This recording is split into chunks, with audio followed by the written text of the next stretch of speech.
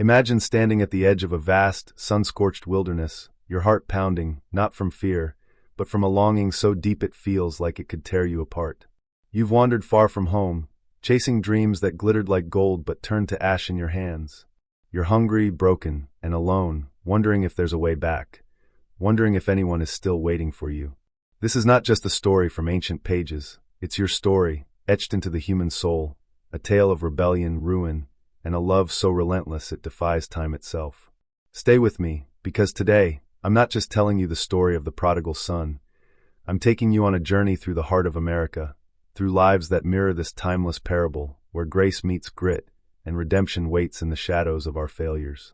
Picture a young man named Caleb, born in the rolling hills of Tennessee, where the air smells of pine, and the church bells ring every Sunday.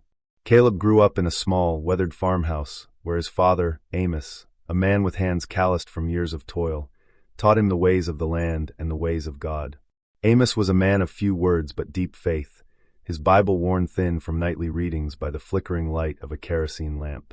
Every evening, as the crickets sang, Amos would gather Caleb and his older brother, Jonah, to read from the scriptures. "The Lord is near to the brokenhearted," he'd say, his voice steady as the oak trees outside. Caleb would nod, but his heart was restless, itching for something bigger than the fields and the sermons. Caleb was 17 when the world beyond the farm began to call. He'd heard stories of Nashville, where lights burned brighter than the stars, where music flowed like rivers and dreams felt close enough to touch.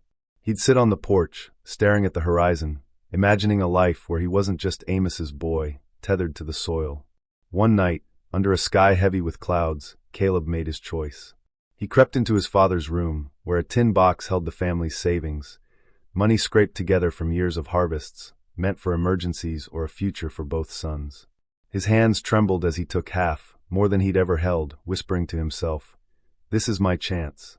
I'll make it right later." He left a note, scrawled in haste. "I'm sorry, Pa. I'll be back when I'm somebody." The road to Nashville was a ribbon of asphalt under a moonless sky, and Caleb's heart raced with a mix of guilt and exhilaration.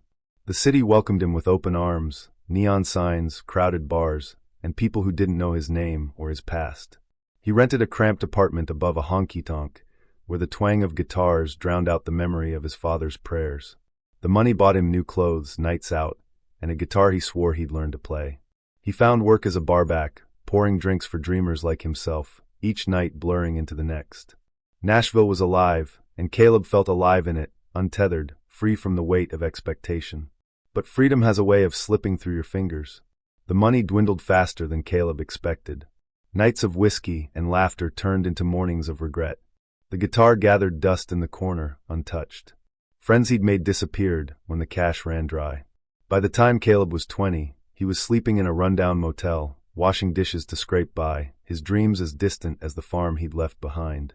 One night, staring into a cracked mirror, he saw a stranger's face, hollow cheeks, shadowed eyes, a boy who'd traded his soul for a mirage. He thought of his father, of Jonah, of the fields he'd scorned. Shame burned in his chest, but pride kept him silent. "I can't go back," he told himself. "Not like this." Across America, in cities and small towns, stories like Caleb's unfold every day.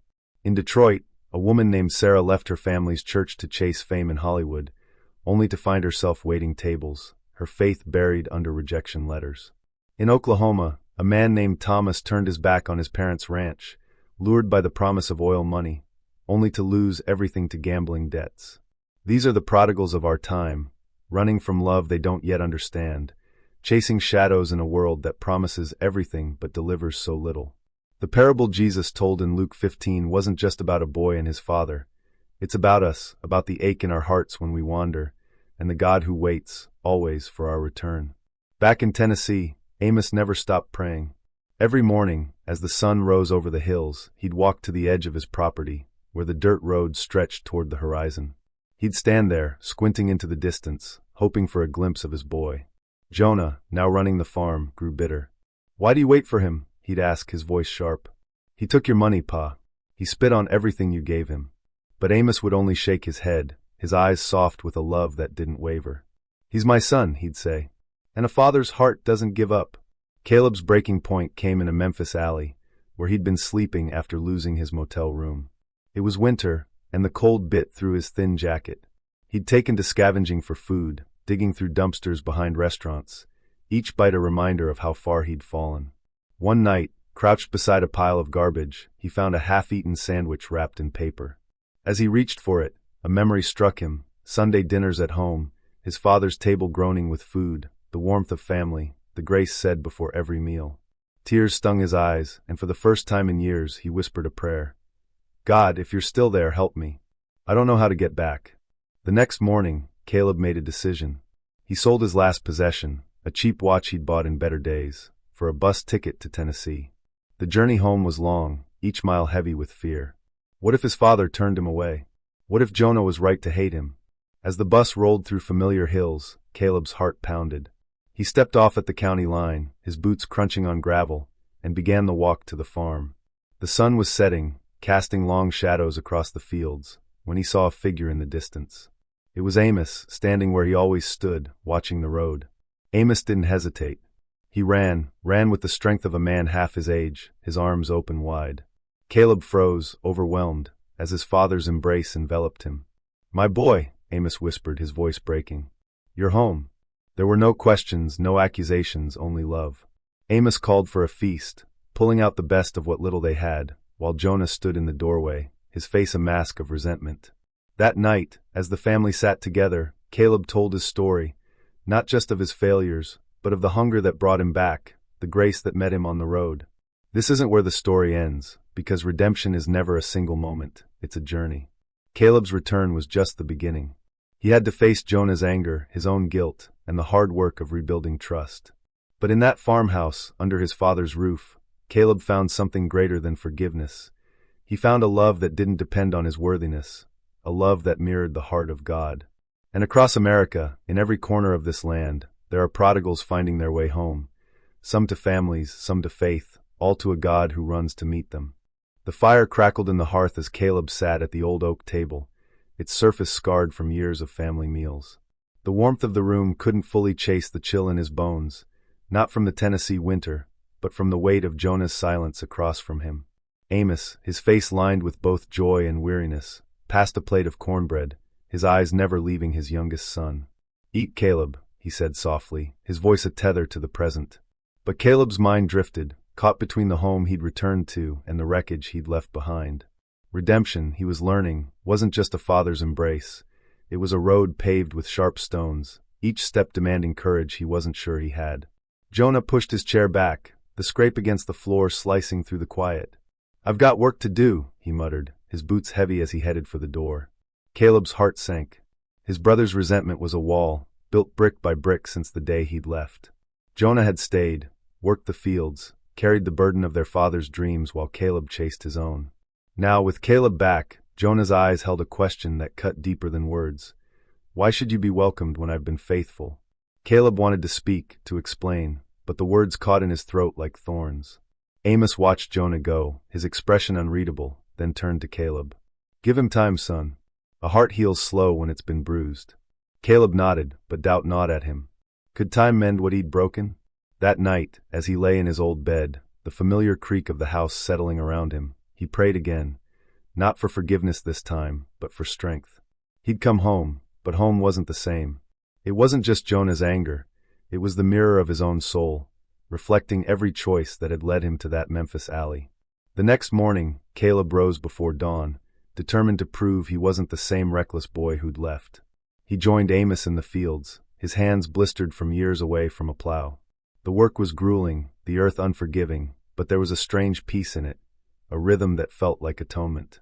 Amos worked beside him, teaching him anew how to read the soil, how to plant seeds that wouldn't bloom for months.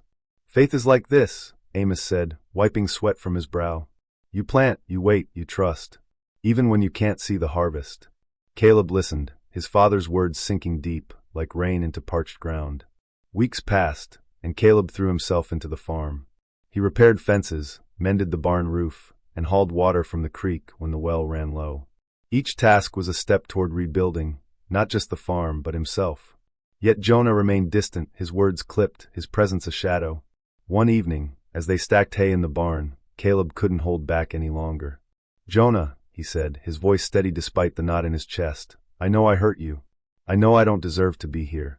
But I'm trying. Tell me what I need to do. Jonah paused, his pitchfork still, his eyes fixed on the hay. You think trying erases what you did, he said, his voice low, sharp. You took Pa's money, left us to scrape by, and now you waltz back like it's nothing. I stayed, Caleb. I worked while you threw it all away. The words stung, not because they were cruel, but because they were true. Caleb wanted to argue, to defend himself, but he saw the pain in Jonah's clenched jaw, the years of duty etched into his brother's frame. I'm sorry, Caleb said, the words heavy with truth. I can't undo it. But I'm here now. Let me prove it. Jonah didn't respond, but something shifted in his eyes, a crack in the wall. He turned back to the hay, and they worked in silence, the air thick with unspoken things. Caleb didn't push. He'd learned in Nashville that forcing doors open only broke them further. Instead, he kept showing up, day after day, letting his actions speak where words failed. Across America, this dance of reconciliation plays out in countless homes. In Chicago, a daughter who ran from her family's expectations sits across from her mother, struggling to bridge years of silence. In Texas, a father who abandoned his children stands at their doorstep, hoping for a chance to make things right. These are the unseen chapters of the prodigal story, where forgiveness is not a single act but a slow, deliberate weaving of broken threads. Jesus didn't end the parable with the feast. He left the door open, because the real work of redemption begins after the embrace, in the messy, beautiful struggle of living together again. One Sunday, Amos took Caleb and Jonah to the small church at the edge of town. The pews were worn, the hymnals tattered, but the room hummed with a quiet reverence. The pastor, a woman with silver hair and a voice like warm honey, spoke of the parable, her words piercing Caleb's heart. The father's love wasn't just for the prodigal, she said. It was for the older son, too, the one who stayed, who felt unseen. God's grace doesn't choose sides, it covers us all. Caleb glanced at Jonah, who sat rigid, his hands clasped tight. For the first time, Caleb saw his brother not as an accuser, but as a man carrying his own wounds. After the service, Caleb lingered in the churchyard, watching families laugh and talk under the oak trees. Jonah approached, his steps hesitant. I heard what the pastor said, he began, his voice softer than before. About the older son. I didn't realize. I've been angry, Caleb. Not just at you. At Pa, at God, at myself for staying when I wanted to run too. Caleb's breath caught. He'd never imagined Jonah, the steady one, had his own dreams, his own chains. I don't know how to fix us, Jonah continued, but I don't want to keep hating you. It wasn't forgiveness, not yet, but it was a start, a seed planted in hard soil. Caleb nodded, his throat tight. I'll keep showing up, he said. For you, for Pa, for this. Jonah didn't smile, but he didn't turn away, and that was enough for now. As spring bloomed, the farm came alive with new growth. Caleb found purpose in the small things, the smell of fresh-turned earth, the weight of a hammer in his hand, the sound of Amos humming old hymns. He began to see the parable in everything, in the seeds that died to bring life, in the fences mended one post at a time, in the slow thawing of Jonah's heart. He thought of the prodigals across America, each finding their way back, not to a perfect home, but to a love that endured. And he thought of God, the Father who waits, not with judgment, but with arms wide open, ready to run. The story doesn't end here because life, like faith, is a journey without a final page. Caleb's path was far from over, and the road ahead held challenges he couldn't yet see. But he was home, and that was enough to keep walking. The Tennessee sun climbed higher, painting the fields in shades of gold, and Caleb felt the rhythm of the farm settle into his bones. Each morning he rose with purpose, his hands finding familiarity in the tools he'd once scorned. The blisters had turned to calluses, his body stronger, his heart steadier. Yet, beneath the steady cadence of work, a quiet question lingered. Was he truly home, or was he merely a guest in a place he'd broken? The farm was healing, the fences mended, the crops thriving, but the space between him and Jonah remained a fragile bridge, swaying with every cautious step. Amos noticed everything. His eyes, weathered by years of watching skies for rain, now watched his sons with the same quiet hope. One evening, as the three sat on the porch, the air thick with the scent of honeysuckle, Amos spoke. There's a barn dance in town this weekend, he said, his voice light but deliberate. Folks from all over the county will be there. I reckon it's time we show up as a family. Caleb glanced at Jonah, expecting resistance, but his brother only nodded, his face unreadable. The idea of a dance, with its music and laughter, felt like a test, a chance to step into the world together, to see if they could stand side by side without the weight of the past pulling them apart. The night of the dance arrived, the town square alive with lanterns and the twang of banjos. Caleb wore his father's old jacket, the sleeves a touch too short, but it felt right, like a mantle of belonging. Amos greeted neighbors with a warmth that drew smiles, while Jonah lingered at the edges, his arms crossed, his eyes scanning the crowd. Caleb felt the eyes of the town on him, whispers trailing like shadows. The boy who left, the one who took and ran. Shame flickered, but he pushed it down, focusing on the music, on the couples spinning under the stars, on the hope that tonight might be a turning point. As the band struck up a lively tune, a young woman named Lila, with eyes like the morning sky, approached Caleb. "You're Amos's boy, aren't you?" she asked, her voice kind but curious. Caleb nodded, bracing for judgment, but Lila only smiled. "Heard you've been working hard back home. Care to dance?" Her invitation caught him off guard, a small grace he hadn't expected. They joined the crowd, moving to the rhythm, and for a moment, Caleb felt light, as if the years of wandering had loosened their grip. Across the square, he saw Jonah watching, not with anger, but with something softer, curiosity, maybe, or a flicker of envy. The dance ended, and Caleb found Jonah by the cider table. "You should dance," Caleb said, half teasing, hoping to bridge the gap. Jonah's jaw tightened, but he didn't snap back. Instead, he said, "I don't know how to let go like you do." The words hung between them, raw and honest. Caleb realized then that Jonah's resentment wasn't just about the money or the years apart. It was about a life unlived, dreams Jonah had buried to stay faithful. "You don't have to let go," Caleb said quietly. "Just take a step. I'll be right here." That night, something shifted. Jonah didn't dance, but he stayed, laughing with old friends, his shoulders less rigid. Amos watched from a distance, his eyes bright with unspoken pride. On the walk home, under a sky scattered with stars, Amos spoke of the parable again. "The father in the story didn't just wait for his son," he said. "He waited for both, the one who left and the one who stayed. God's love doesn't pick favorites. It's big enough for every hurt, every dream." Caleb felt the words settle deep, a reminder that redemption wasn't just his to claim. It was Jonah's, too, and maybe all of America's. The weeks that followed brought new challenges. A storm swept through, tearing shingles from the barn and flooding the lower fields. Caleb and Jonah worked side by side, hauling debris, rebuilding what was lost. The labor was grueling, but it bound them in a way words never could. One afternoon, as they rested under an oak, Jonah spoke. "I used to think you got away with it," he said, his voice steady. "Taking the money, living free. But I see it now, you paid a price, same as me. Maybe we're not so different." Caleb met his brother's eyes, seeing not just forgiveness, but understanding. It wasn't a feast or a grand moment, but it was real, a cornerstone laid in the foundation of their new bond. Across this land, from the plains of Kansas to the streets of New York, prodigals and faithful alike wrestle with the same truths. In Georgia, a man reconciles with his estranged daughter, learning to listen instead of judge. In California, a woman who stayed to care for her aging parents finds courage to chase a dream she'd long buried. These stories echo the parable, not in neat resolutions, but in the slow, sacred work of rebuilding, heart by heart, choice by choice. Jesus told the story to show us God's heart, a love that pursues both the wanderer and the steadfast, offering grace to heal every wound. Caleb began to see his life as more than a return. It was a calling.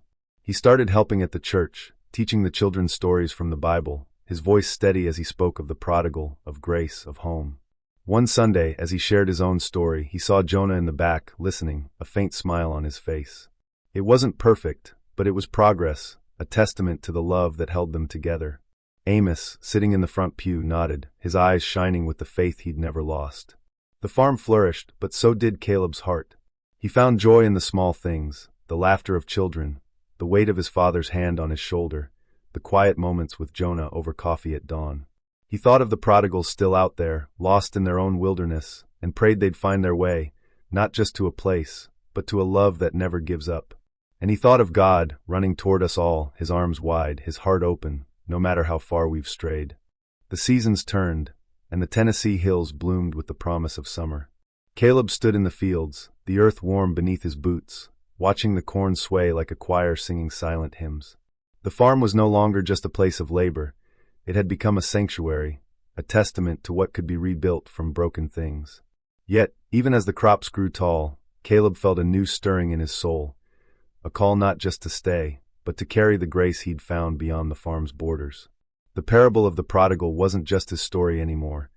It was a light he wanted to share, a beacon for others still lost in their own wilderness. One morning, as he and Amos repaired a tractor, Caleb spoke of an idea that had been growing in him. "Pa," he said, wiping grease from his hands, "what if we opened the farm to others? Not just for crops, but for people who need a place to start over. Like I did." Amos paused, his eyes searching Caleb's face, then nodded slowly. "The Lord's been putting that on my heart too," he said. "This land's always been His. Let's make it a home for more than us." Jonah, overhearing from the barn, joined them, his expression thoughtful. "It'd be a lot of work," he said, but there was no edge in his voice, only possibility. The idea took root, and the three set to work. They cleared a patch of land for a small cabin, a place for those who needed shelter and a chance to heal. Caleb reached out to the church, sharing his vision, a refuge for prodigals, runaways, addicts, anyone who'd wandered too far from home. The pastor, her voice warm with conviction, rallied the congregation. Soon, donations of lumber, food, and time poured in. Neighbors who'd once whispered about Caleb's return now brought tools and stories of their own, of loved ones lost to the world's promises, of hearts yearning for second chances. The first guest arrived on a crisp fall day, a young woman named Mara, barely 20, with haunted eyes and a backpack slung over her shoulder. She'd come from Atlanta, where the streets had swallowed her dreams of becoming an artist. "I heard you take in strays," she said, her voice brittle but brave. Caleb smiled, recognizing the hunger in her gaze, the same hunger he'd felt in that Memphis alley. "You're not a stray," he told her. "You're home." Mara's story poured out over dinner, her words halting at first, then rushing like a river. She'd left her family, chasing a life of freedom, only to find herself trapped in a cycle of survival. Caleb listened, not judging, only nodding, his own past a mirror to hers. Mara wasn't alone. Others came, a veteran named Eli, whose scars ran deeper than his skin, a teenager named Sam, who'd run from a home that never felt like one. The farm became a tapestry of stories, each thread woven with pain and hope. Caleb, Jonah, and Amos worked together, teaching their guests to plant, to build, to pray. Jonah, once guarded, found purpose in teaching Eli how to mend fences, his patience a quiet offering of peace. Amos shared his Bible, reading by the fire, his voice a steady anchor. Caleb, though, found his gift in listening, in seeing the prodigals not as broken, but as bearers of God's image, worthy of love. One evening, as the group gathered around a bonfire, Mara picked up Caleb's old guitar, its strings long silent. She strummed a tentative chord, then began to sing, a song of loss and longing, her voice raw but beautiful. The others joined in, some with words, others with silence, their faces lit by the flames. Caleb felt tears prick his eyes, not from sadness, but from the weight of grace. This was the parable come to life, not in a single return, but in a community of second chances, where the Father's love was reflected in every shared meal, every mended heart. Across America, places like this exist, small havens where the lost are found, where grace is more than a word. In Montana, a ranch opens its doors to troubled youth, teaching them to ride horses and find purpose. In Louisiana, a church turns an old warehouse into a shelter, offering beds and hope to those society forgot. These are the modern echoes of Jesus' story, proof that the Father's heart beats in every corner of this land, calling us to be His hands, His voice, His love. But the farm wasn't without its struggles. Winter brought lean times, with donations slowing and the cabin's roof leaking under heavy snow. Caleb and Jonah argued over how to stretch their resources, their old tensions flaring. One night, as they debated in the barn, Jonah snapped, "This was your idea, Caleb. You think you can fix everyone because you fixed yourself." Caleb's temper rose, but he caught himself, remembering the alley, the prayer that brought him back. "I'm not trying to fix anyone," he said. "I'm just giving them what Pa gave me, a chance." Jonah stared, then nodded, the fight draining from him. They worked through the night, patching the roof, their silence a bridge rebuilt. Mara, too, faced her own battles. She'd begun painting again, her canvases filled with bold colors and jagged lines, but doubt crept in. "What if I fail again?" she asked Caleb one day, her hands smudged with paint. He thought of his own fears, of the road home, of the father who ran to him. "You don't have to be perfect," he said. "You just have to keep going. God's not done with you." Mara's paintings became a gift to the farm, hung on the cabin walls, each one a step toward her own redemption. As spring returned, the farm buzzed with life. Sam planted his first row of beans, his grin wide as he saw the first sprouts. Eli, once silent, began telling stories of his time in the service, his laughter of victory over pain. Jonah, softer now, started teaching Mara chords on the guitar, their voices blending in the evening air. Amos watched it all, his prayers answered in ways he'd never imagined. Caleb, standing on the porch, looked out at the fields, the cabin, the people who'd become family. He saw the parable in every face, every choice, every moment of grace. The story of the prodigal is never finished, because God's love is never finished. It stretches across time, across America, across every heart that dares to turn back. Caleb knew his journey wasn't over, nor was Mara's or Eli's or Sam's. The farm was a beginning, a place where the lost could find their way, where the faithful could find their purpose, where love could rebuild what was broken. The Tennessee sky burned with the colors of dusk, a canvas of crimson and gold that seemed to whisper of endings and beginnings. Caleb stood at the edge of the farm, where the dirt road met the horizon, his eyes tracing the path he'd once walked away from, and then back again. The farm had grown beyond a place of shelter. It was a living testament to grace, a patchwork of souls stitched together by second chances. The cabin stood sturdy now, its roof mended, its walls adorned with Mara's paintings, each stroke a defiance of her past. Eli's laughter echoed from the barn, where he taught Sam to carve wood, their hands shaping something new from the ordinary. Jonah, once a shadow of resentment, now moved with a quiet ease, his heart softened by the community they'd built together. Amos, the anchor, sat on the porch, his Bible open, his prayers rising like incense. But Caleb felt a new call, one that tugged at the edges of his soul. The farm was thriving, but the world beyond its fences was vast, filled with prodigals still wandering, still hungry for home. He thought of the cities he'd seen, Nashville's neon glow, Memphis's shadowed alleys, and the faces he'd met, each carrying a story of loss and longing. The parable of the prodigal wasn't meant to stay within the farm's borders. It was a fire to be carried, a light to be shared. One evening, as the group gathered around the bonfire, Caleb spoke, his voice steady but thick with emotion. "This place saved me," he said, his eyes meeting each of theirs, Mara's, Eli's, Sam's, Jonah's, Amos's. "But there are others out there, lost like I was. I think God's calling me to go to them." The words hung in the air, heavy with purpose. Mara's eyes widened, her fingers tightening around her sketchbook. "You're leaving?" she asked, her voice small. Caleb shook his head. "Not leaving. Going. This farm is home, but home isn't just a place, it's what we carry in our hearts. I want to take what we've built here and offer it to others." Amos nodded, his face etched with pride, not surprise. "The Father ran to you, son," he said. "Now you're running to others." That's his way. Jonah, sitting across the fire, met Caleb's gaze, and for the first time, there was no wall between them. "You'll need help," Jonah said, a faint smile breaking through. "I'm coming with you." The plan took shape over weeks. Caleb and Jonah would travel, not far at first, just to nearby towns, sharing the farm's story, inviting others to find refuge. They'd partner with churches, shelters, anyone willing to open their doors. Mara offered to create flyers, her art a beacon of hope. Eli and Sam volunteered to keep the farm running, their hands steady on the plow. Amos, ever the father, gave his blessing, his prayers a wind at their backs. The farm would remain a sanctuary, but its spirit would stretch further, a ripple of grace across Tennessee and beyond. Their first stop was a small town in Kentucky, where a pastor welcomed them to speak at a community center. The room was filled with faces, some weary, some skeptical, all hungry for something real. Caleb stood before them, his heart pounding, but his voice clear. "I was lost," he began, "a boy who ran from love, chasing dreams that turned to dust. But I came home, and I found a father who never stopped waiting. That love isn't just for me, it's for you too." He told of the farm, of Mara's paintings, Eli's laughter, Sam's sprouting beans. Jonah spoke next, his words raw but powerful. "I stayed, but I was lost in my own way. Anger kept me from seeing the love that was always there. Don't wait to come home. It's never too late." The response was overwhelming. People lingered, sharing their own stories. A mother who'd lost her son to addiction, a man who'd walked away from his family, a girl who'd run from abuse.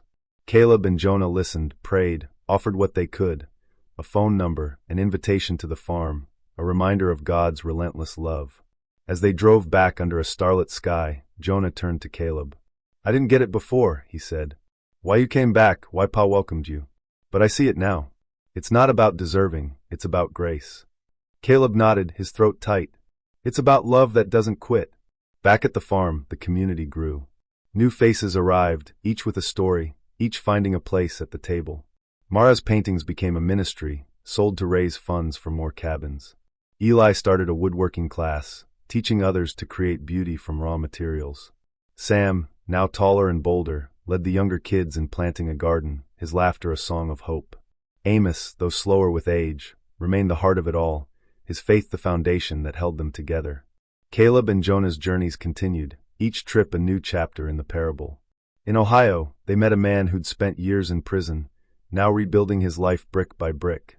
In Virginia, they sat with a woman who'd lost everything to a flood, her faith shaken but not gone.